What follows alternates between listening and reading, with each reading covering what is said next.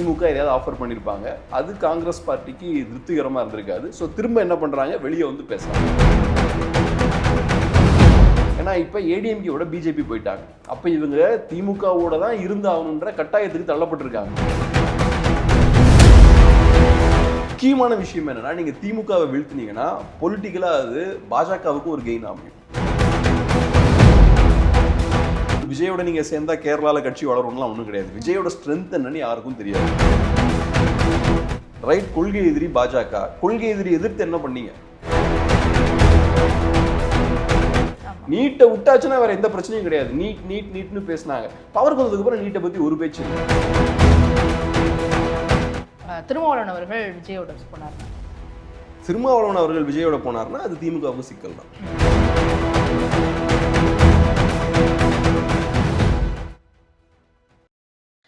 பாய்தபிள் நேயர்களுக்கு வணக்கம். நான் பவித்ரா சேவியர். இன்றைய நேர்காணலில் நம்மோடு இணைந்திருக்கிறார் மூத்த பத்திரிகையாளர் கேப்ரியல் அவர்கள்.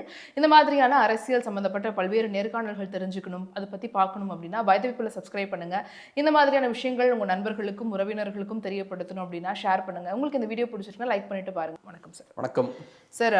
அரசியல் களத்தில் பரபரப்பாக போக வேண்டிய விஷயம் அப்படின்னா அந்த கூட்டணி பேச்சுவார்த்தைகள் அப்படின்னு இப்போ பார்க்கப்படுது. அதுவும் இந்த தேர்தலில் கூட்டணியில் யார் இருப்பாங்க, யார் வெளியே வருவாங்கன்றது நாளுக்கு நாள் மாறிக்கிட்டே இருக்கு. திமுகவுக்கும் காங்கிரஸுக்கும் இருந்த கூட்டணி பெரிய பிரச்சனைக்கு அப்புறம் ஒரு வாரம் அமைதியாகவே இருந்தாங்க. சரி, அவங்க செட்டில் டவுன் ஆயிட்டாங்க. காங்கிரஸும் திமுகவும் ஒரே கூட்டணியில் தான் இருக்க போகிறாங்க, அவங்க இணைந்து செயலாற்ற போகிறாங்கன்னு நினச்ச நேரத்தில் இப்போது கிரீஷ் ஓடங்கர் ஒரு ஆங்கில பத்திரிகை கொடுத்துருக்க பேட்டியில் சொல்லியிருக்காரு, நாங்கள் தாவேக்கா கூட இருக்கக்கூடிய ஒரு பேச்சுவார்த்தை அலைன்ஸ் அப்படிங்கிறது ஒரு ப்ராசஸில் இருக்குது அப்படின்னு. ஒரு ஷார்ட்டாக அவர் அப்போ தாவேக்கா எங்களுக்கு இருக்குங்கிற ஒரு விஷயத்த சொல்கிறாரோ அப்படிங்கிறது. இன்னைக்கு காலையில் செய்திகள் பார்க்கும் பொழுது அவங்க கேட்கக்கூடிய தொகுதிகள் நாங்கள் சமரசமில் வர்ற மாதிரி இல்லை, ரெண்டு பேருக்கும் ஒரு முரணான எண்ணிக்கையில் தான் தொகுதி பங்கீடுகள் போயிட்டு இருக்கு. அப்போ அவங்க ஒத்து வரல அப்படிங்கிற ஒரு விஷயம் உள்ள ஒரு மனக்கசப்புகள் இருந்துகிட்டே இருக்கு. இது ஒரு பெரிய சலசலப்பை ஏற்படுத்தியிருக்கு. எப்படி பார்க்குறீங்க? பரவலாக சொல்லப்படுற விஷயம் என்னன்னா, காங்கிரஸுக்கு ஏறக்குறைய 40 சீட்ஸ் வேணுன்ற எதிர்பார்ப்பு இருக்குது. ஸோ இப்போ 40 சீட்ஸ்லாம் கொடுக்கறது கஷ்டம். திமுக அலைன்ஸ் ஏற்கனவே ஒரு க்ரௌடடான ஒரு அலைன்ஸாக இருக்குது. நிறைய கட்சிகள் உள்ளே இருக்காங்க. இப்போ டிஎம்டிகேவையும் உள்ளே கொண்டு வந்திருக்காங்க. அடுத்தது மேபி ராமதாஸ் அவர்கள் கூட உள்ளே வரலாம் அப்படின்ற மாதிரி சொல்லப்படுது. ஸோ அப்படி இருக்கும்போது அவங்களுக்கு காங்கிரஸ் பார்ட்டிக்கு நிறையா சீட்ஸ் கொடுக்க முடியாது. அதுக்கான வாய்ப்புகள் ரொம்ப கம்மி.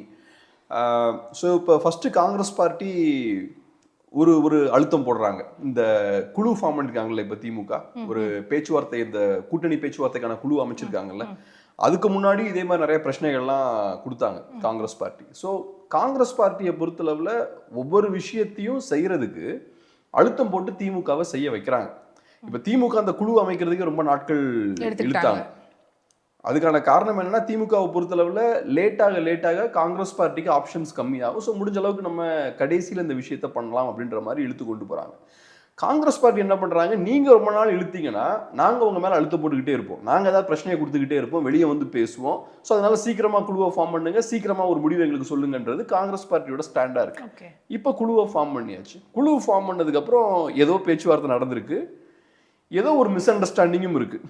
இவங்களோட கணக்கு எதுவும் சரியாக மேட்ச் ஆகலைன்னு நம்ம புரிஞ்சுக்கலாம். திமுக எதையாவது ஆஃபர் பண்ணியிருப்பாங்க, அது காங்கிரஸ் பார்ட்டிக்கு திருப்திகரமாக இருந்திருக்காது. ஸோ திரும்ப என்ன பண்ணுறாங்க, வெளியே வந்து பேசுகிறாங்க. ஸோ இந்த வெளியே வந்து பேசுகிறதே காங்கிரஸ் பார்ட்டி ஒரு லெவரேஜாக யூஸ் பண்ணுறாங்க. இப்போ யூஸ்வலாக பார்ட்டிஸ் என்ன பண்ணுவாங்க, எங்கள் கூட நீங்கள் வந்து கரெக்டாக நாங்கள் கேட்குறதெல்லாம் கொடுக்கலன்னா நாங்கள் வேறு பார்ட்டியோட போயிடுவோம்.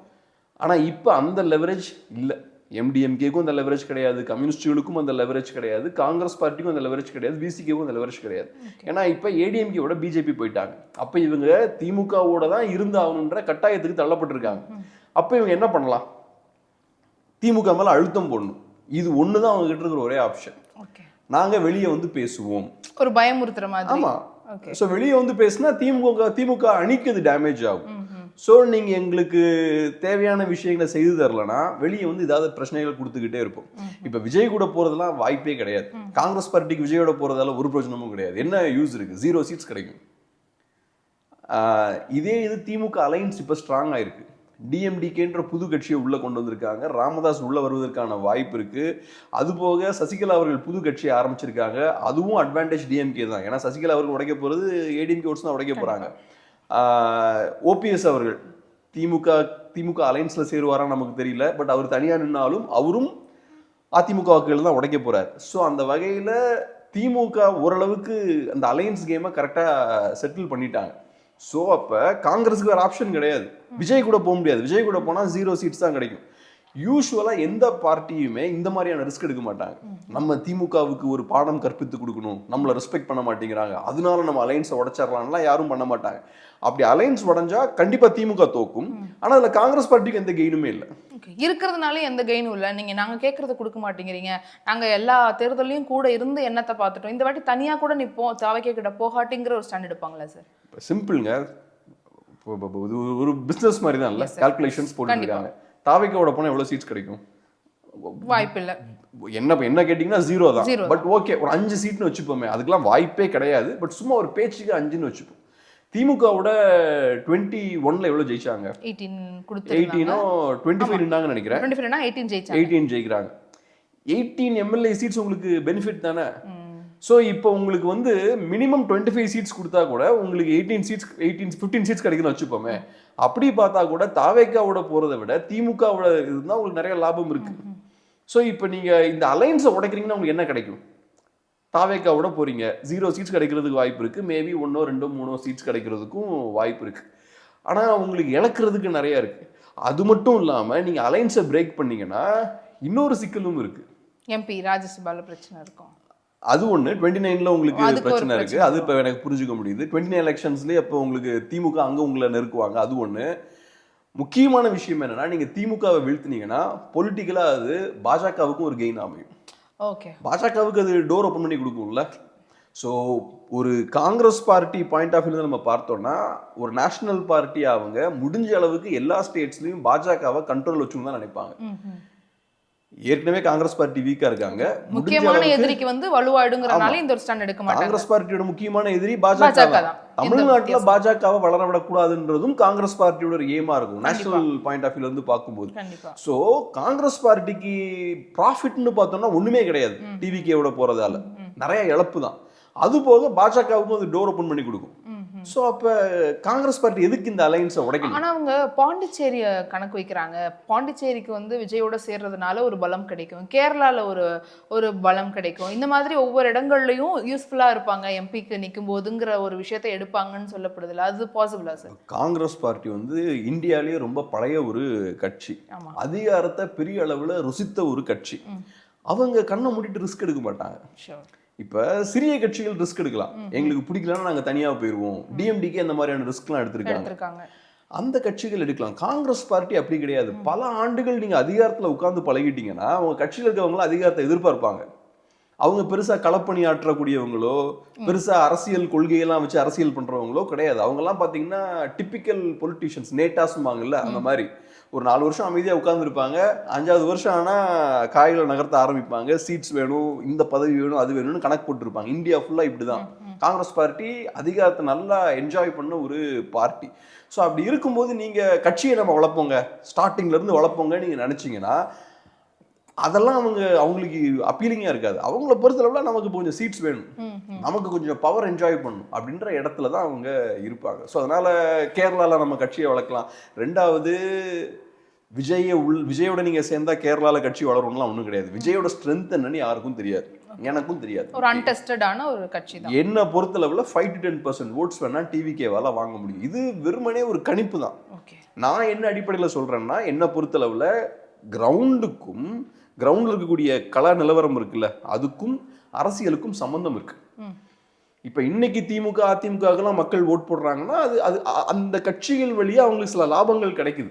அதனாலதான் மக்கள் அந்த கட்சிகளுக்கு ஓட் போடுறாங்க. அது ரேடிக்கலாக மாறணும்னா கிரவுண்ட்லயும் சில மாற்றங்கள் ஏற்படணும். நிறைய மக்கள் திமுக அதிமுகனால அதிருப்தி அடைஞ்சிருக்கணும், எங்களுக்கு ரெப்ரசன்டேஷன் இல்லைன்ற சூழல் ஏற்பட்டிருக்கணும். இதெல்லாம் கிரவுண்ட்ல களம் மாறினாதான் அந்த ஓட்ஸ்லாம் ரேடிக்கலா டிராஸ்டிக்கா ஷிஃப்ட் ஆகும். ஓட்ஸ் வந்து 1960s தானே ஷிஃப்ட் ஆகுது தமிழ்நாட்டில். அதுக்கு முன்னாடி காங்கிரஸ் கையில் தானே இருக்கு. ஸோ அப்போ ஒரு சோஷியல் சேஞ்ச் கிரவுண்டில் நடக்குது. அந்த சோஷியல் சேஞ்ச் ஒரு பொலிட்டிக்கல் சேஞ்சாக மாறுது. அதெல்லாம் இல்லாமல் விஜய் பெரிய ஸ்டாருங்க, விஜய்க்காக எல்லா ஓட்டும் மாறிடுங்க, அப்படி மாறாது. பொதுவாக அந்த மாதிரி பெரிய அரசியல் மாற்றங்கள் ஏற்படாது. அது வேணா கமலுக்கு நடந்த மாதிரி ஒரு 3%ஆவோ 5%ஆவோ இருக்குமே தவிர டிராஸ்டிக்காக எல்லா ஓட்ஸுமே இப்படி ஷிஃப்ட் ஆகாது. ஆனா அவங்க மினிமம் ஒரு 20% இருப்பாங்கன்னு கருத்து கணிப்புகள் அவங்க சொல்லலாம். அவங்க என்ன வேணாலும் சொல்லலாம், பட் ரிசல்ட் வரணும். அதான் நான் சொன்ன மாதிரி கிரவுண்ட்ல பெரிய மாற்றம் வந்தாதான் அது பொலிட்டிக்கல் சேஞ்ச் அது ரிஃப்ளெக்ட் ஆகும். ஏன்னா நீங்க சொன்ன மாதிரி 20% ஓட் ஷிஃப்ட் ஆகுதுன்னா அது பெரிய ஒரு சேஞ்ச், அது பெரிய ஒரு அரசியல் நடக்கக்கூடிய பெரிய ஒரு மாற்றம். அது நடக்கணும்னா அதுக்கான பேஸ் கிரவுண்ட்ல நடந்திருக்கணும். ஏன்னா கிரவுண்ட்ல அந்த மாதிரி எதுவும் பார்க்க முடியல. இப்ப என்டிக்கு 8% ஓட்டு வாங்கிருக்கு. ஆதவ அர்ஜுனா சொல்றாரு, இப்ப இந்தியா லெவல்ல பிஜேபி எதிர்க்கக்கூடிய முக்கியமான 2 தலைவர்கள்னா ஒன்னு ராகுல் காந்தி, இன்னொன்னு எங்க தலைவர் விஜய் அப்படின்னு சொல்றாரு. என்ன பண்ணாரு மோடி எதிர்த்து என்ன பண்ணாருன்றதையும் ஆதவ அர்ஜுனா சொன்னா கரெக்டா இருக்கும். திமுகவும் மோடி கொள்கை எதிரிங்கிறாரு பாஜகவை. கொள்கை எதிரினா கொள்கை எதிரி அரசியல் எதிரிலாம் பிரிக்கிறாங்க, அதுலயே முரண் இருக்கு. அரசியல் எதிரி கொள்கை எதிரி எல்லாம் ஒன்னாதான் இருக்கணும். ரைட், கொள்கை எதிரி பாஜக. கொள்கை எதிரி எதிர்த்து என்ன பண்ணீங்க? இப்போ நான் சும்மா ஏதோ டிவியில் பேசிகிட்டு இருக்கேன், நான் பாஜக மோசம்னு சொல்லலாம், சொல்லிட்டு நான் பாட்டுக்கு வீட்டில் போய் அமைதியாக உட்காந்துக்கலாம். ஆனால் நீங்கள் ஒரு பொலிட்டிக்கல் பார்ட்டி, நீங்கள் ஒரு கட்சி மோசம்னு சொல்கிறீங்கன்னா அந்த கட்சிக்கு எதிராக என்ன அரசியல் பண்ணீங்க? அந்த கட்சி மோசம்னு சொல்கிறீங்கன்னா ஏன் மோசம்னு சொல்கிறீங்க? சரிங்க, நீட்டில் எங்களுக்கு பிரச்சனை இருக்குங்க, எஸ்ஐஆர்ல பிரச்சனை இருக்குங்க, அதுல பிரச்சனை இருக்கு, இதுல பிரச்சனை இருக்கு, ஃபார்முலால பிரச்சனை, ஒரு 10 பிரச்சனையை சொல்லுங்க. அந்த 10 பிரச்சனைக்காக நீங்க என்ன பண்ணீங்க? ஸோ மோசம் நீங்க சொல்றீங்கன்னா இந்த காரணங்களுக்காக தான் அது மோசமா இருக்கணும். அப்ப அதெல்லாம் எதிர்த்து நீங்க காலத்துல என்ன பண்ணீங்க? அதெல்லாம் எதுவும் பண்ணாம கொள்கை எதிரின்னு நாங்க சொல்லிட்டோம், நீ கொள்கை எதிரின்னு சொல்லிட்டா பாஜகவுக்கு என்ன? உடனே பாஜகவுக்கு 4 மாநிலத்துல ஆட்சி கவுந்துருமா என்ன? விஜய் இப்படி கொள்கை எதிரின்னு சொன்ன உடனேயும் அப்படிலாம் ஒன்றும் நடக்காது. நீங்க எதிரின்னு சொன்னீங்கன்னா அவனுக்கு எதிராக அரசியல் முதல்ல பண்ணணும். திமுக இன்னைக்கு அப்படிதான் ஏமாத்திட்டு இருக்காங்க. திமுக என்ன சொல்றாங்க? பாஜக எதிர்ப்பும்பாங்க, பேச்சு பார்த்தீங்கன்னா பாஜகன்னு பேசிட்டே இருப்பாங்க. பாஜக எதிர்த்து காலத்துல என்ன பண்ணிருக்கீங்கன்னு கேட்டா ஒண்ணுமே இருக்காது. ஒரு பிம்பத்தை கிரியேட் பண்றது, இது வெறும் நரேட்டிவ் பில்டிங். ஓட்டலாம் வெறும் நரேட்டிவ் பில்டிங் தான். மக்கள் இதை பார்த்து ஏமாந்துட்டு இருக்காங்க. 21ல நீட்டு தான் உலகத்திலே மிகப்பெரிய சிக்கல்னாங்க. நீட்டை விட்டாச்சுன்னா வேற எந்த பிரச்சனையும் கிடையாது. நீட்னு பேசினாங்க. பவர் வந்ததுக்கு அப்புறம் நீட்டை பத்தி ஒரு பேச்சு இல்லை.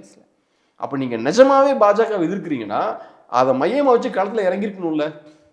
நேஷனல் லெவல்ல நீட் முறைகேடுகளுக்கு எதிராக நிறைய போராட்டங்கள் எல்லா மாநிலங்களும் நடந்தது. குறிப்பா காங்கிரஸ் பவர்ல இருக்கக்கூடிய மாநிலங்கள்ல பெரிய போராட்டங்கள்லாம் நடந்தது. அசோக் கெஹ்லோட்லாம் ராஜஸ்தான்லாம் நடத்தினார்.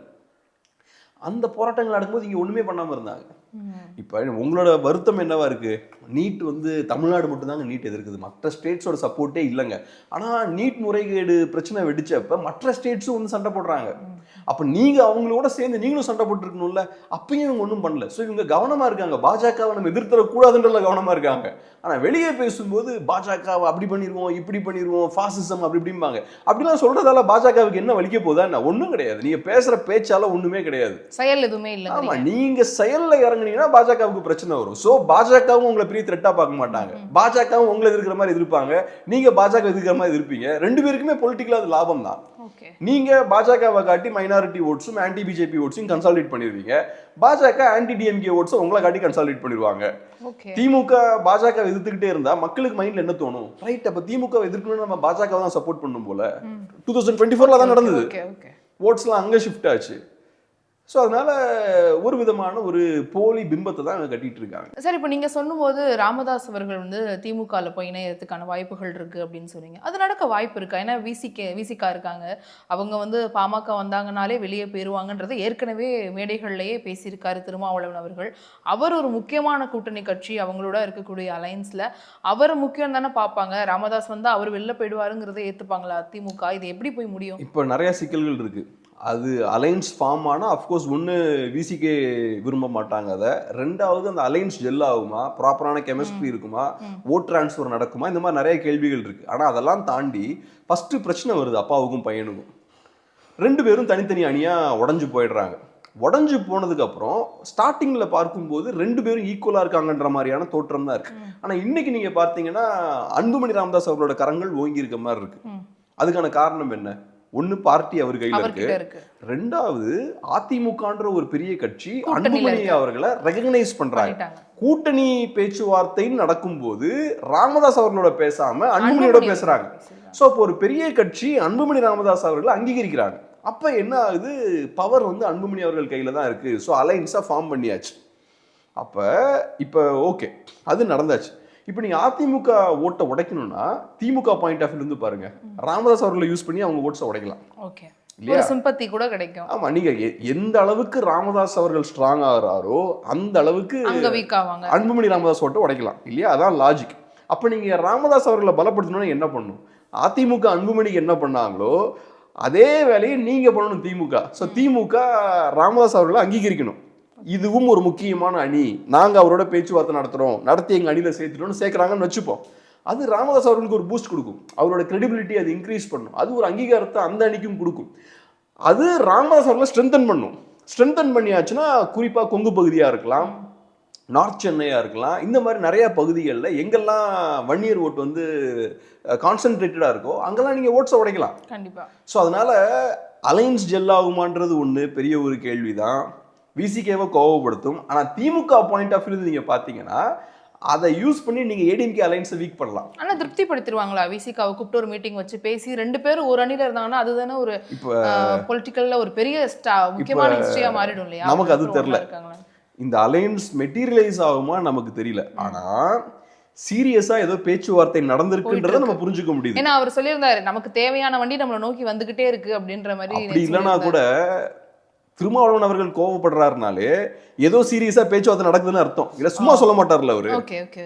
அவங்க வந்தா நாங்க வரமாட்டோம்னு அவர் சொல்றாருனாலே அவங்க இந்த வரதுக்கான ஒரு வாய்ப்பு இருக்கு, வரதுக்கு வாய்ப்பு இருக்குன்னு அவர் புரிஞ்சுக்கிறார். சோ அதனால ஏதோ ஒண்ணு சீரியஸா நடக்குது. ஏன் இந்த பேச்சுவார்த்தை சீரியஸா நடக்குதுன்னா ராமதாஸ் அவர்களால திமுகவுக்கு காரியம் நடக்கலாம். அங்க உடையுதுங்கும் போதே அவங்களுக்கு இது பாசிட்டிவா போகும். அதுவும் குறிப்பா திமுகவுக்கு இன்னைக்கு பெரிய சேலஞ்ச் என்னன்னா கொங்கு பகுதியில திமுக ரொம்ப வீக்கா இருக்காங்க.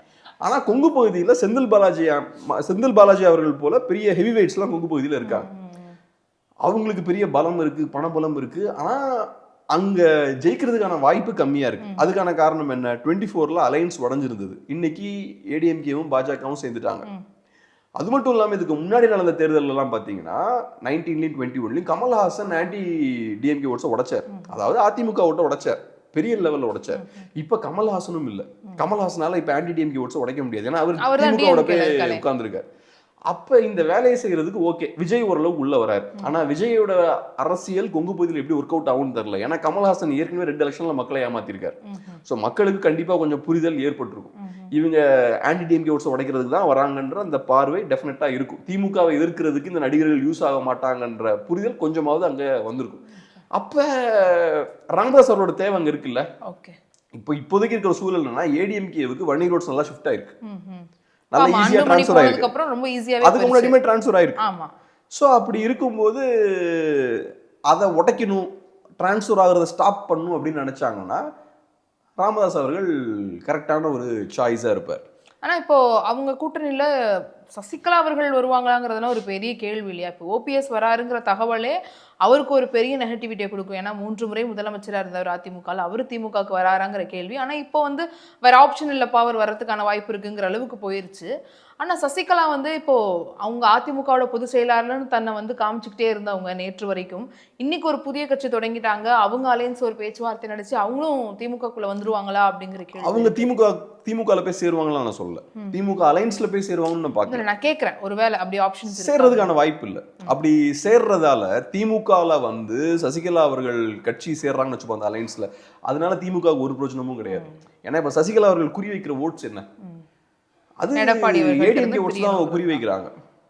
ஸோ அப்போ அந்த ஓட்ஸ் நீங்கள் கரெக்ட் டார்கெட் பண்ணணும்னா இப்போ அவங்க டார்கெட் பண்ணுறதுமே கரெக்டாக சார். ஏன்னா இப்போ லாஸ்ட் டைமில் வந்து ஒரு கட்சியை தொடங்கி அதிமுகல இருந்து ஓட்டை பிரிக்கணும்னு நினைக்கிற ஸ்ட்ராட்டஜி கரெக்டான மூவா? அதுவும் இந்த டைமில் ஏன் லாஸ்ட் மினிட்ல கட்சியை ஆரம்பிச்சாங்கன்னு நினைக்கிறீங்க? நீங்கள் சொன்ன மாதிரி ஒரு 6 மாதத்துக்கு முன்னாடி ஆரம்பிச்சுக்கலாம், ஏன் இப்போ ஆரம்பிக்கிறாங்க? கரெக்ட் டைமிங் நோட் பண்ணுங்க, எப்போ ஆரம்பிக்கிறாங்க கரெக்டா? பிறந்தநாள் அன்னைக்கு, அம்மா பிறந்தநாள். அதெல்லாம் இல்லை. டிடிவி அவர்கள் எப்போ அதிமுக அலைன்ஸ்ல போய் சேர்றாரோ அப்பதான் சசிகலா அவர்கள் புது கட்சி ஆரம்பிக்கிறதுக்கான அந்த ஸ்பேஸ் கிரியேட் ஆகுது. ஸோ இப்போ டிடி அவர்கள் என்ன பண்றாரு? இபிஎஸ் சரியில்லை, ஸோ நம்ம அதிமுகவை கைப்பற்றணும், அந்த ஒரு பொலிட்டிக்ஸை கையில் எடுக்கிறாரு. டிடிவியை யார் சப்போர்ட் பண்றாங்க? சவுத்தில் இருக்கக்கூடிய தேவர் மக்கள் டிடிவியை சப்போர்ட் பண்றாங்க. ஏன்னா ஒரு காலத்துல அவங்க அதிமுக ரொம்ப டாமினண்டா இருக்காங்க. அதுக்கப்புறம் சசிகலா அவர்கள், ஓபிஎஸ் அவர்கள், டிடிவிலாம் கட்சியில இருந்து வெளியேற்றப்படுறாங்க. அந்த பகுதி மக்களோட அந்த டாமினேஷன் அந்த கட்சியில கம்மியாகுது, ரெப்ரசன்டேஷன் கம்மியாகுது நம்ம பார்க்கலாம். அதுக்கப்புறம் பவர் எங்க ஷிஃப்ட் ஆகுது? சவுத்துல இருந்து வெஸ்ட்டுக்கு பவர் ஷிஃப்ட் ஆகுது. ஸோ அந்த மக்களோட அதிருப்தி அதுதான். ஸோ அந்த மக்களோட அதிருப்தியை டிடிவி யூஸ் பண்றாரு. வெளியேற்றப்பட்டதுக்கு அப்புறம் தனியாக ஒரு கட்சியை ஆரம்பிச்சு அந்த மக்களை கன்சாலிடேட் பண்ணி அப்படியே தனியா பிரிச்சு வச்சிருக்காரு. அது அதிமுகவுக்கு போக வேண்டிய ஓட்ஸ் அதை பிரிச்சு வச்சிருக்காரு, அவர் கையில வச்சிருக்காரு. இப்ப என்ன நடந்திருக்குன்னா டிடிவி அங்க போய் சேர்ந்துட்டாரு. டிடிவி அங்க போய் சேர்ந்ததால இந்த ஓட்ஸ் எல்லாம் அங்க போய் சேருன்னு பார்க்க முடியாது. ஏன்னா நான் சொன்ன மாதிரி அந்த மக்களுக்கு சில கிரீவன்ஸ் இருக்கு, சில அதிருப்திகள் இருக்கு. அந்த அதிருப்திகள் இப்பவும் இருக்கதான் செய்யுது. அதை சசிகலா எடுக்கிறாங்களா? ஸோ சசிகலா அவர்கள் அந்த ஓட்ஸ் அறுவடை பண்ணலான்னு பார்க்குறாங்க. அதனால தான் கரெக்டாக டிடிவி அங்கே போய் சேர்ந்ததுக்கப்புறம் ஒரு புது மார்க்கெட் ஓப்பன் ஆகுது. சசிகலா அவர்கள் உள்ள வந்ததுக்கப்புறம் இப்போ அந்த ஓட்ஸை கைப்பற்றிடுவோம். இப்போ கைப்பற்ற முயற்சி பண்ணுறாங்க. எந்த அளவுக்கு எஃபெக்டிவாக பண்ணுவாங்கன்னு தெரியல. ஏன்னா சசிகலா அவர்கள் பார்க்கும்போது நல்ல அட்மினிஸ்ட்ரேட்டராக மேபி இருக்கலாம்.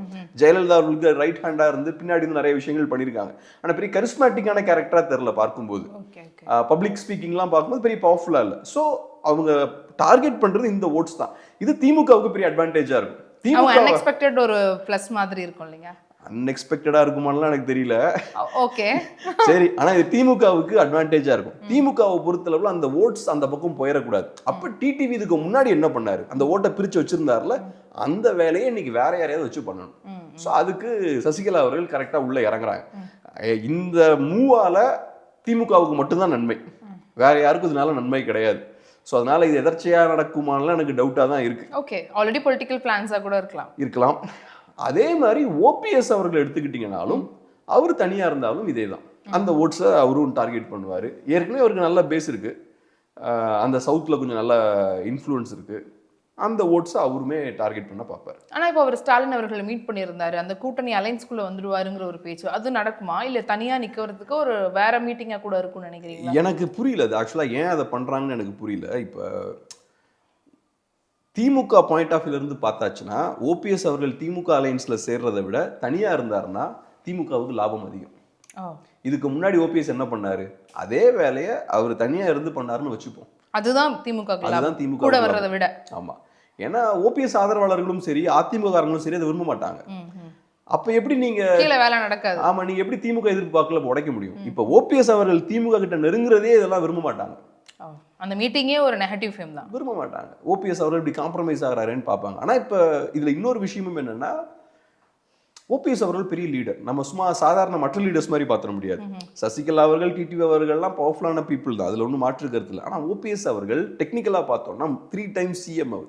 ஸோ அவர் நெக்ஸ்ட் லெவலில் இருக்கக்கூடிய ஒரு லீடர். ஸோ நீங்கள் அவரை என்கேஜ் பண்ணும்போது கொஞ்சம் ரெஸ்பெக்டபுளாக தான் என்கேஜ் பண்ணணும் அவர்.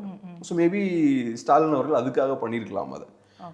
பட் பொலிட்டிக்கலாக பார்த்தீங்கன்னா ஓபிஎஸ் அவர்கள் தனியாக இருக்கிறது தான், சசிகலா மாதிரி தனியாக அவர் நிற்கிறது தான் திமுகவுக்கு நல்லது. ஓட்டு உடைப்பார் அவர். அவங்களாம் பிரிஞ்சு இருக்கிறது உங்களுக்கு ஒரு பலம். பிரிஞ்சிருந்தா எல்லாமே அதிமுக ஓட்ஸ் தான் உடையும். ஏன்னா அவங்களோட பொலிட்டிக்ஸ் வந்து ஆன்டி டிஎம்கே தான் ட்ரெடிஷ்னலா. ஏன்னா இப்போ ஓபிஎஸ் டார்கெட் பண்ணது அதிமுக வாக்குகள் தானே, அது அதோட கேரக்டர் என்னவா இருக்கும், ஆன்டி டிஎம்கே தான் அதோட நேச்சரா இருக்கும். ஸோ அப்போ அதை குறி வைக்கணும்னா தனியாக தான் இருக்கும். நீங்கள் திமுகவில் போய் சேர்ந்தாச்சுன்னா நீங்கள் புது ஓட் பேஸை உருவாக்க வேண்டியிருக்கும். அது மட்டும் இல்லாமல் நீங்கள் திமுகவில் போய் சேர்ந்தீங்கன்னா அங்கே உள்ள இவரும் இருக்காரு, தங்கத்தமிழ் செல்வனும் இருக்காரு. ஏற்கனவே தங்கத்தமிழ் செல்வனுக்கும் ஓபிஎஸ்க்கும் சரியான கெமிஸ்ட்ரி கிடையாது. ஆமா, ஜெயலலிதா அவர்கள் இறந்ததுக்கு அப்புறம் நிறைய பிரச்சனைகள் போச்சு. அதுக்கப்புறம் தான் அவர் இங்க வந்து சேர்றாரு. உள்ள போனா அந்த சண்டை திரும்ப வர்றதுக்கு வாய்ப்பு இருக்கு. ஸோ உள்ளுக்குள்ள ஏற்கனவே தங்கத்தமிழ் செல்வன் அவர்கள் அங்க திமுகவுக்கு போனப்பவே திமுகவுக்குள்ள நிறைய பிரச்சனைகள் விரிசல்கள்லாம் அந்த பகுதியில் ஏற்பட்டுச்சு. ஏன்னா அங்க ஏற்கனவே காலங்காலமா வேலை பார்த்துட்டு இருந்திருப்பாங்க. புதுசா திடீர்னு உள்ள வராருன்னா கண்டிப்பா பிரச்சனைகள் வரும். அது போக இப்போ நீங்கள் திருப்பி இன்னொரு ஹெவி வெயிட் எடுத்து, ஓபிஎஸ் ஒரு ஹெவி வெயிட் தான், 3 times சிஎம் அவர், பவர்ஃபுல்லான ஆள், அவரை கொண்டு திருப்பி உள்ள கொண்டு வந்தீங்கன்னா டிஎம்கேவுக்குள்ள இன்ஸ்டெபிலிட்டி கிரியேட் பண்ணும். ரெண்டாவது டிஎம்கேவுக்கு ஒன்றும் லாபமும் இல்லை. இப்போ இன்ஸ்டெபிலிட்டி கிரியேட் ஆனால் கூட பரவாயில்ல, எனக்கு கொஞ்சம் லாபம் இருக்குன்னா விட்டுடலாம், லாபமும் இல்லை. அவர் தனியாக இருந்தால் தான் லாபம். இப்போ காங்கிரஸும் அவங்களும் மேக்ஸிமம் ஒரே இன்டாக்டாக தான் இருப்பாங்க, ஒரு பேச்சுவார்த்தை ஒரு பிரச்சனை போயிட்டே இருக்கும். பட் எண்டில் ஒன்றா இருப்பாங்கன்னு வச்சா கூட கீழே இருக்கக்கூடிய அடிமட்ட தொண்டர்கள், வேலை பார்க்கக்கூடிய மாவட்ட செயலாளர்கள் கிட்ட அந்த ஒரு இன்டாக்ட் இருக்குமா? இப்போ திமுக நிற்கிற இடத்துல காங்கிரஸ் கூட சேர்ந்து சப்போர்ட் பண்ணுவாங்களா, இல்லை காங்கிரஸ் நிற்கிற இடத்துல திமுக சேர்ந்து அங்கே வேலை பார்ப்பாங்களாங்கிறது ஒரு பெரிய கொஸ்டின் மார்க். ஏன்னா அங்கே அவங்க 2 பேருக்குள்ளேயும் ஒரு சுமூகமான ஒரு நிலை இல்லை. ஏன்னா இந்த 2 தலைவர்களும் மாறி மாறி பேசிக்கிறது அங்கே ஒரு மாறுபாடு கொடுக்கும். ஸோ இப்போ அவங்க சேர்ந்து நின்னாலுமே அது ஓட்டாக கன்வெர்ட் ஆகிறதுக்கான வேலைகளை இருபெரும் கட்சிகளும் சேர்ந்து பண்ணுவாங்களாங்கிற கேள்வி இருக்குல்ல சார்? எனக்கு என்னமோ அந்த பிரச்சனை பெருசாக இருக்காது. ஏன்னா இப்போ காங்கிரஸ் பார்ட்டியோட ஓட்ஸ் அங்கே ஷிஃப்ட் ஆகணும், திமுகவோட ஓட்ஸ் காங்கிரஸ் பார்ட்டிக்கு ஷிஃப்ட் ஆகணும். காங்கிரஸ் பார்ட்டி கிட்ட என்ன ஓட்ஸ் இருக்கு, மைனாரிட்டி ஓட்ஸ் இருக்கு. அது போக காங்கிரஸ் பார்ட்டியில் இருக்கிற ஓட்ஸ் எல்லாமே ஆன்டி பிஜேபியாக தான் இருக்கும். ஸோ இந்த ஓட்ஸ் ஈஸியாக திமுகவுக்கு ஷிஃப்ட் ஆயிரும். அதே மாதிரி திமுக ஓட்ஸும் காங்கிரஸுக்கு ஷிஃப்ட் ஆயிரும். அதில் எந்த பிரச்சனையுமே இருக்காது. ஒர்க் பண்ணுறதும் ஓரளவுக்கு அவங்க ஒர்க் பண்ணிடுவாங்க. பெரிய அளவில் சிக்கல் இருக்கும்னு எனக்கு தோணலை. அலைன்ஸ் ஃபைனலைஸ் ஆயிடுச்சுன்னா ஓரளவுக்கு நல்லா ஜெல் ஆகக்கூடிய ஒரு அலைன்ஸ் தான். இன்ஃபேக்ட் இந்த பிரச்சனை வந்து அதிமுகவுக்கு இன்னும் அதிகம். ஏன்னா இப்போ பாஜகவை எடுத்துக்கிட்டிங்கன்னா பாஜக எப்பெல்லாம் வளருதுன்னு பார்த்தோம்னா அதிமுக பலவீனமானதான் பாஜக வளருது. 2024 அதிமுக ஓட் ஷேர் கம்மியாகுது, பாஜகவோட ஓட் ஷேர் இன்க்ரீஸ் ஆகுது. ஸோ பாஜக வளரணும்னா அதிமுக பலவீனப்படணும். 21 அது பெருசா நடக்கல. ஆனா 24 அதிமுக சரியுது, ஓட் சரியுது, பாஜகவோட ஓட்ஸ் இன்க்ரீஸ் ஆகுது. இங்க இருந்து அங்க ஓட் ஷிஃப்ட் ஆகுதுன்னு பார்க்கலாம். ஸோ அப்ப நேச்சுரலா அங்க உள்ளுக்குள்ள ஒரு பெரிய முரண் இருக்கு. இது அதிமுக தொண்டர்களுக்கும் தெரியும். பாஜக நல்லா ஸ்ட்ராங்கா ஒர்க் வளர்ந்தாங்கன்னா நம்ம கட்சி சரியா வளராதுன்னு தெரியும் அவங்களுக்கு. ஸோ அப்ப நீங்க சொன்ன அந்த பிரச்சனை அங்கதான் வரும். ஆனா இங்க அந்த கான்ஃபிளிக்ட் இன் இன்ட்ரெஸ்ட்பாங்கல்ல, அதிமுகவோட நலன் ஒன்னா இருக்கு, பாஜகவோட நலன் இன்னொன்னா இருக்கு. அப்ப 2 பேரும் சேர்ந்து ஒர்க் பண்ண முடியாது. நான் ஒன்ன வளர்த்தா நான் அடி வாங்குவேன். அப்ப 2 பேரும் சரியா வேலை பார்க்க மாட்டாங்க. ஆனா 2 பேரோட நலனும் ஓரளவுக்கு பேரலா போச்சுன்னா பிரச்சனை இருக்காது. திமுகலாம் அந்த சிக்கல் கிடையாது. ஆனா ஆன்டி இன்கம்பன்சி இருக்கு. விஜய் நம்பி யாருமே போக மாட்டாங்க அப்படிங்கிற ஒரு விஷயம் இருக்கு. ஆனா ஒருவேளை இப்ப ராமதாஸ் வராருன்னா விசிகே வெளில போறாங்கன்னா ஸ்டார்டிங்ல இருந்தே திருமாவளவன் விஜய் அவர்களோட போவாருங்கிற ஒரு டாக் இருந்துட்டே இருந்துச்சு. இப்போ இவங்க வர்றதுனால அவர் ஒரு ஸ்டாண்ட் எடுத்து வெளில போறாரு, இப்போ அவர் வந்து தாவேக்கால போய் இணைகிறாரு அப்படிங்கிற ஒரு விஷயம் நடந்துச்சு அப்படின்னா அது ஒரு பெரிய சேஞ்சா இருக்கு. ராமதாஸ் அவர்களா திருமாவளவன் அவர்கள் விஜயோட போனார்னா, திருமாவளவன் அவர்கள் விஜயோட போனார்னா அது திமுகவுக்கு சிக்கல் தான். கொஞ்சம் ஒரு டேமேஜிங்கான விஷயம். இப்போ திருமாவளவன் அவர்களா இருக்கலாம். ஏன்னா ராமதாஸோட வருகை இவரை கட்டாயமா வெளியே அனுப்ப ஒரு வாய்ப்பா இருக்கும். அவர் தனியா நிக்கிறத விட மூன்றாவதா ஒரு கட்சி இருக்கும்போது அதோட சேர்ந்து பயணிக்கலாம்னு ஒரு முடிவு எடுக்கலாம். அதனால கேட்கிறேன். ஸோ இப்போ காங்கிரஸ் விஜயோட போனாலும் சரி, திருமாவளவன் அவர்கள் விஜயோட போனாலும் சரி, அது திமுகவுக்கு டேமேஜிங்காக தான் இருக்கும். காங்கிரஸ் பார்ட்டி பெரிய பெர்செப்ஷனா மாறும். காங்கிரஸ் பார்ட்டி விஜயோட போயாச்சுன்னா திமுக தோத்துருவாங்க. ஓகே, அதை நீங்கள் பெருசாக டிபேட்லாம் பண்ண வேண்டாம். ஏன்னா காங்கிரஸ் பார்ட்டி இல்லாமல் திமுகவில் ஜெயிக்க முடியாது. ஏன்னா திமுகவோட அரசியல் இன்னைக்கு ஒன்றுமே கிடையாது, பாஜக எதிர்ப்பு தான். பாஜக எதிர்ப்பு இல்லைனா திமுகவுக்கு இன்னைக்கு வேற எதுவும் அரசியல் கிடையாது. பாஜக எதிர்ப்பு எடுபடணும்னா காங்கிரஸ் பார்ட்டி திமுக கூட்டணியில் இருக்கணும். அவங்களுக்கு எந்த அளவுக்கு ஓட்டு வங்கி இருக்குங்கிறதெல்லாம் மேட்டர் இல்லை. காங்கிரஸ் பார்ட்டி இல்லைன்னா திமுகவோட பாஜக எதிர்ப்பெல்லாம் எடுபடாது. ஏன்னா திமுக பாஜகவோட கூட்டணி வைத்தப்பவும் பாஜகவை காங்கிரஸ் பார்ட்டி எதிர்த்திருக்காங்க. ஸோ பாஜக எதிர்ப்புன்றது அது நேஷனல் பாலிடிக்ஸ், அது தேசிய அரசியல். அது திமுகவோட ரீஜனல் பாலிடிக்ஸ் கிடையாது. ஸோ நீங்கள் காங்கிரஸ் பார்ட்டியோட தேசிய அரசியலை நீங்கள் யூஸ் பண்ணணும்னு நினச்சிங்கன்னா காங்கிரஸ் பார்ட்டியோட உதவியும் உங்களுக்கு தேவை. விசிகேவோட போய் விசிகே அங்கே போகிறாங்கன்னா கொஞ்சம் டேமேஜ் அது ஏற்படுத்தும். காங்கிரஸ் பார்ட்டி விசிகேவோட போற அளவுக்கு பெரிய டேமேஜ் ஏற்படுத்தாது. ஆனா இதெல்லாம் நடக்கிறதுக்கான வாய்ப்புகள் ரொம்ப கம்மி. திமுக அதெல்லாம் அலோவ் பண்ண மாட்டாங்க. விசிகேவும் பாத்தீங்கன்னா இப்போ வரைக்கும் அவங்க ரொம்ப ரொம்ப டிஃபென்ஸ்ல தான் விளையாண்டுட்டு இருக்காங்க. அவங்க பெருசா அக்ரெசிவாலாம் எதுவுமே பேசல. கொஞ்சம் அதிக சீட்ஸ் கேட்போன்ற மாதிரிலாம் பேசுறாங்களே தவிர அதை தாண்டி பெருசா அக்ரெசிவா பண்ணல. இந்த எலெக்ஷனுக்கு அந்த பிரச்சனை இருக்காதுங்கிற மாதிரி சொல்லியிருந்தாங்க. பெரிய அவங்க வெளியே வர்றதுக்கான சிக்னல்லாம் எதுவும் கொடுக்கல. ரெண்டாவது விசிகே தலைவர் திருமாவளவன் அவர்கள் வெளியே வரணும்னு நினைச்சா கூட விசிகே கட்சியில் கூடிய மற்ற தலைவர்கள்லாம் அதை ஒத்துக்க மாட்டாங்க. அவங்கெல்லாம் திருமாவளவன் அவர்களை விட திமுகவோட ரொம்ப க்ளோஸாக இருக்காங்க. அவங்கெல்லாம் அவங்க திமுகவுக்கு இன்னும் அதிக விசுவாசமா இருப்பாங்க. ஸோ அதனால அவங்க திருமா அவர்கள் பிரிஞ்சு போலாம்னு நினைச்சாலும் அவங்கெல்லாம் பிரிஞ்சு வரமாட்டாங்க. விசிகாவோட தொண்டர்களும் இரண்டாம் கட்ட தலைவர்கள் வச்சுப்போம். திமுகவுக்கு தான் முக்கியத்துவம், திமுகவுக்கு தான் அவங்க விசுவாசமா இருப்பாங்க. ஸோ அதனால அவருக்கும் தெரியும், திருமாவளவனுக்கும் அதெல்லாம் தெரியும், இந்த சிக்கல்லாம் இருக்கு. பட் நான் எப்படி பார்க்குறேன், திமுக ஓரளவுக்கு அலைன்ஸை விட்டுற மாட்டாங்கன்னு நினைக்கிறேன். திமுகவுக்கு இன்னொரு அட்வான்டேஜ் என்னன்னா, இப்போ டிஎம்டிகேவையும் கொண்டு வந்தாச்சு. அவங்க ஏற்கனவே அவங்க பழைய அலைன்ஸை இன்டாக்டாக வச்சதே அவங்களுக்கு பெரிய ஸ்ட்ரென்த் தான். அது போக நான் பார்க்கறது என்னன்னா, டிஎம்டிகே ஆக்சுவலாக ஏடிஎம்கேக்கு போயிருக்கும். ஆனா இவங்க பேச்சுவார்த்தை பண்ணி அது ஒரு பெரிய ஆசிலேஷன்லாம் வந்து சேர்ந்தாங்க. எக்ஸ்ட்ரான ஒரு ஆளா இருக்காங்களா சார்? இப்போ இவங்க பிரிச்சு கொடுக்கறதுங்கிறது ரொம்ப முக்கியம். தொகுதிகள் பங்கீடுகள் அப்படிங்கிறது, தொகுதி பங்கீடுகள்ல இந்த கட்சிக்கு இவ்வளவு கொடுக்குறோம், இந்த கட்சிக்கு இந்த கணக்கு கொடுக்குறோம், இன்னொருத்தவங்க வந்து சண்டை போடுவாங்க. இது எல்லாத்தையும் திமுக மெயின்டைன் பண்ணிடுவாங்களா, இல்ல ஒரு நெருக்கடி காலாக்கப்பட்டிருக்காங்க? திமுக தான் அட்வான்டேஜ் என்னன்னா, நாங்க தான் வின்னிங் அலைன்ஸ் அப்படின்ற ஒரு தோற்றத்தை அவங்க மெயின்டைன் பண்றாங்க. ஜெயிக்க போறது நாங்க தான், நாங்க கொடுக்குற சீட்ஸ் எல்லாம் வின்னிங் சீட்ஸ் அப்படின்ற ஒரு இமேஜ் அவங்க மெயின்டைன் பண்றாங்க. இது உண்மையா பொய்யான்றதெல்லாம் செகண்டரி. ஆனா அந்த ஒரு தோற்றத்தை மெயின்டைன் பண்றாங்க. அதை வலுப்படுத்தும் விதமா டிஎம்டிகேவை உள்ள கொண்டு வராங்க. டிஎம்டிகே உள்ள வராங்கன்னா அது இன்னும் கொஞ்சம் கூட வெயிட்டேஜை கொடுக்கும். அது போக ஓபிஎஸ் அவரோட பேச்சுவார்த்தை நடத்துறாங்க, திரு ராமதாஸ் அவரோட பேச்சுவார்த்தை நடத்துறாங்க. ஸோ நாங்கள் என்னென்ன ஆப்ஷன்ஸ் இருக்கோ எல்லாத்தையுமே யூஸ் பண்ணுவோம். அதே மாதிரி ஏடிஎம்கே ஓட்ஸ் உடைக்கிறதுக்கு என்னென்ன ஆப்ஷன்ஸ் இருக்கோ அது எல்லாத்தையுமே யூஸ் பண்ணுவோம். ஸோ அவங்க கிட்ட நிறைய ஆப்ஷன்ஸ் இருக்கு. இப்போ அதெல்லாம் பார்க்கும்போது நாங்க தான் ஜெயிப்போன்ற அந்த பெர்செப்ஷனை அவங்க கிரியேட் பண்ணிட்டாங்க. அதை கூட்டணி கட்சிகளும் நம்புறாங்க. ஸோ அது திமுகவுக்கு பெரிய ஒரு லெவரேஜா கொடுக்கும். உங்களுக்கு சீட்ஸ் தான் கம்மியா கொடுத்தாலும் கொடுக்குற சீட்ஸ் வந்து வின்னிங் சீட்ஸ் நம்ப வைக்கிறாங்க. பவருக்கு நம்ம திருப்பி வர்றதுக்கான வாய்ப்பு நிறைய இருக்கு அப்படின்ற ஒரு பெர்செப்ஷனை அவங்க கிரியேட் பண்றாங்க. ஸோ அதனால அவங்க அந்த அலைன்ஸை விட்டு போறதுன்றது கொஞ்சம் கஷ்டம் தான். ரெண்டாவது, அலைன்ஸ் விட்டு போனாலும் எங்க போவாங்க? இப்போ எனக்கு ஆச்சரியமான விஷயம் என்னன்னா, டிஎம்டிகேவே அகாமடேட் பண்ண முடியல ஏடிஎம்கேவால. ஏடிஎம்கே விட்டுருக்கூடாது. டிஎம்கே அலையன்ஸ்ல இவ்வளவு பெரிய கூட்டம் இருக்கு, ஏகப்பட்ட கட்சிகள் இருக்கு. ஏடிஎம்கே அலையன்ஸ்ல இன்னும் கொஞ்சம் கூட ஸ்பேஸ் இருக்கு.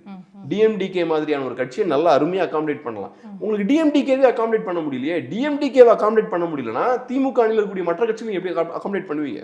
முடியாது. அப்ப அவங்க பிரிஞ்சு எங்க போவாங்க? விஜய் ஒரு ஆப்ஷன் அவங்க பார்க்க மாட்டாங்க. விஜய் ஆப்ஷன் அவங்க பார்க்கறதுக்கான வாய்ப்பே கிடையாது. இந்த சிறிய கட்சிகளுக்கு அதிமுக அவங்க ஒரு ஆப்ஷனா பார்த்திருந்தாங்கன்னா முன்னாடியே போயிருந்திருக்கணும். பாஜக உள்ள வரதுக்கு முன்னாடி போயிருந்திருக்கணும். அப்ப இபிஎஸும் பாஜக கிட்ட போயிருக்க மாட்டாரு. அந்த தேவை இருந்திருக்கு. பட் அதெல்லாம் பேசி இப்ப பிரோஜனம் இல்லை. அதெல்லாம் என்னைக்கும் முடிஞ்சாச்சு. இன்னைக்கு அவங்க இபிஎஸ் ஆப்ஷனா பார்க்க மாட்டாங்க. ஆனா விஜய் அவர்களையும் ஆப்ஷனா பார்க்க முடியாது. ஏன் ஆப்ஷனா பார்க்க மாட்டாங்கன்னு சொல்றேன்னா, எனக்கு இது ஆச்சரியமா இருந்தது. டிஎம்டிகேவே அவங்களால அகாமடேட் பண்ண முடியல.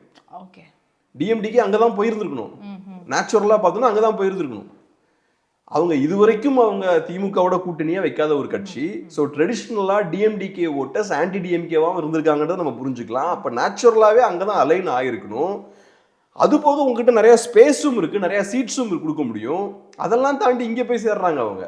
சரி, இப்போ இவங்க இங்கே சேர்ந்துட்டாங்க. இப்போ இவங்களுடைய ஓட் பேங்கிங்கிறது ஒரு ஆன்டி டிஎம்கேவாக இருக்கும்போது அவங்க அந்த அலையன்ஸில் போகிறதுனால அவங்களுக்கு ஒரு பெரிய ஓட் ஷேரிங் வந்துருமா? ஆன்டி டிஎம்கா இருக்கவங்க இன்னைக்கு எப்படி ப்ரோ டிஎம்கேவா மாறுவாங்க?